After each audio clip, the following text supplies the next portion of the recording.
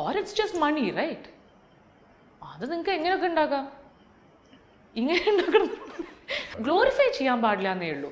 You can show. ഇപ്പോൾ ഞാൻ പറയുന്നത്, ഇപ്പം കസബയിൽ ഈ കുത്തിന് പിടിക്കുന്നത് വില്ലനാണെങ്കിൽ ഒരു പ്രശ്നമില്ല, നമുക്ക് ഹീറോ ചെയ്യുമ്പോഴേ പ്രശ്നമുള്ളൂ. അല്ലാണ്ട് മമ്മൂക്ക ചെയ്യുമ്പോഴല്ല നമുക്ക് പ്രശ്നം, നമുക്ക് ഹീറോ.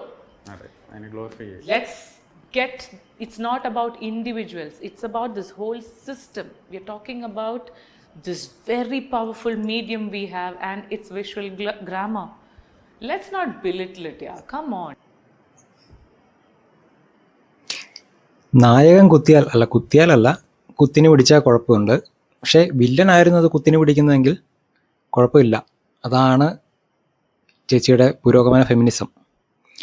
ഞാനും ചോദിക്കട്ടെ, അതായത് സ്ത്രീകൾക്കെതിരെ ഈ സമൂഹ മാധ്യമങ്ങളിലോ ഏത് തരം മീഡിയയിലാണെങ്കിലും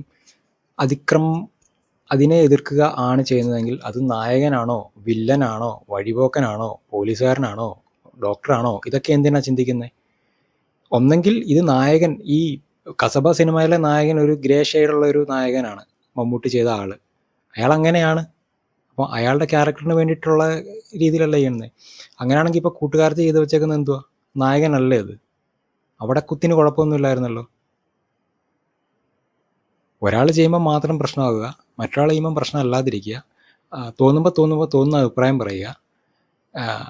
എന്താണ് ഫെമിനിസം എന്ന് ചോദിച്ചു കഴിഞ്ഞാൽ ഞങ്ങൾ ചെയ്യുന്നതെല്ലാം ഫെമിനിസത്തിൽ പെടുന്നതാണ്, മറ്റുള്ളവർ ചെയ്യുന്നത് മെയിൽ ഷോവിനിസമാണ് എന്ന് പറയുന്ന സാധനമാണോ ഫെമിനിസം? എനിക്ക് മനസ്സിലായിട്ടില്ല.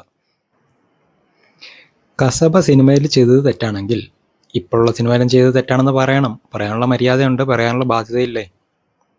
അതാണെന്നേ പ്രശ്നം. അല്ലാതെ കസബ സിനിമയിൽ ചെയ്തത് തെറ്റാണെന്ന്, അതൊരു ക്രിയേറ്റിവിറ്റിയുടെ ഭാഗമാണെന്നേ ഞാൻ ചിന്തിക്കുന്നുള്ളൂ. കാരണം ഒരു വില്ലൻ ക്യാരക്ടറുള്ള ഒരാൾക്ക് അങ്ങനെ ഒരു ക്രൂരത പെണ്ണിനോട് അല്ലെങ്കിൽ ചൈൽഡ് അല്ലെങ്കിൽ അത്തരത്തിലുള്ള ആളുകളോട് ചെയ്യാം എന്നുള്ളതൊരു ക്രിയേറ്റിവിറ്റി അല്ലെങ്കിൽ ഈ പറയുന്ന ആവിഷ്കാര സ്വാതന്ത്ര്യത്തിൽ പെടുന്നതാണെങ്കിൽ അത് നായകന് ചെയ്യാമെന്നുള്ളത് ആവിഷ്കാര സ്വാതന്ത്ര്യമാണ്. അതിനിടയ്ക്ക് ഈ പറഞ്ഞ പവർ എവിടെ നിന്ന് എടുത്തുകൊണ്ട് വന്നേ?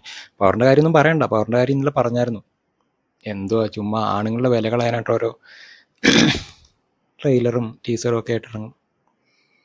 അപ്പോൾ ഇതാണ് ആദ്യം നിങ്ങൾ എന്താണ്, വില്ലൻ ചെയ്താലാണോ, വില്ലൻ കുത്തിന് പിടിച്ചാലാണോ പ്രശ്നം, നായകൻ കുത്തിന് പിടിച്ചാലാണോ പ്രശ്നം, അതോ വേറെ ആരെങ്കിലും കുത്തിന് പിടിച്ചാൽ പ്രശ്നമുണ്ടോ, കുത്തിന് പിടിച്ചില്ലെങ്കിൽ പ്രശ്നം ഇല്ലാതിരിക്കുമോ? ഇതൊക്കെ ഒന്ന് കൃത്യമായിട്ടൊന്ന് പറ. എന്നിട്ട് അടുത്ത സിനിമയിൽ എന്താണ്, കുത്തിന് പിടിക്കണോ വേണ്ടതെന്നൊക്കെ നമുക്ക് തീരുമാനിക്കാം.